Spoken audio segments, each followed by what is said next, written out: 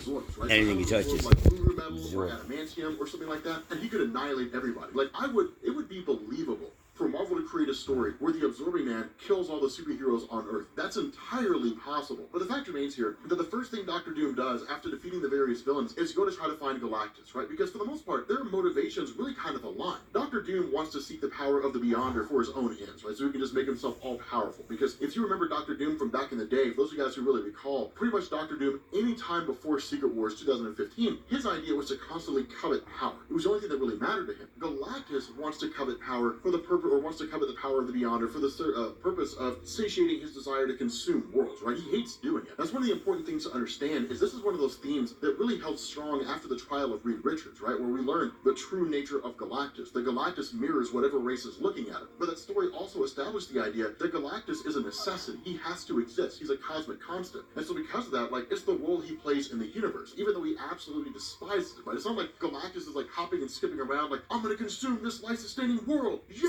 Like, there's really more of him just kind of playing the role that he plays. But despite the fact that both of their motivations kind of seem to be intact, when Doctor Doom goes to try to get Galactus to notice him, Galactus blows him off. Now, Galactus isn't doing this because of the fact that he realizes the true motivations of Doctor Doom. Galactus is doing this because it's Galactus, right? Like, for the most part, he doesn't care about the ongoings of various individuals out there. Pretty much all the individuals who are out there in the universe, none of them really matter. You know, there are instances when a person catches the attention of Galactus. Normally, he wouldn't care about Reed Richards, but Reed Richards caught Galactus' attention because when he first showed up to Earth to consume it, Reed used the ultimate nullifier and threatened to annihilate Galactus out of existence, right? And so, like, taking and stuff like that and challenging him at that level led to Galactus kind of taking note of Reed and then realizing how smart he was, and then saying, okay, so, like, this is a guy that I need to kind of keep in the back of my mind and really, like, take seriously, right? I'll put some respect to. Now, from there, you basically have Doctor Doom who returns to the undestroyed citadel of the villains while they're out fighting the various heroes, and then in turn discovers the body of Ultron basically just laying there. And so what he does, he basically says, okay, I can use this thing for my own ends, right? I can use this body for my own individual purposes insofar as reactivating Ultron and then reprogramming him to basically serve for me. And that's a very important thing. You know, reactivating Ultron, reprogramming him, and making Ultron serve Doom is a huge thing because you're talking about, again, a pretty powerful being that's not going to deviate, right? That's one of the important things to understand about Ultron is a servant to his programming. Now, with the various villains who were taken out, it's pretty straightforward, right? Like the Enchantress from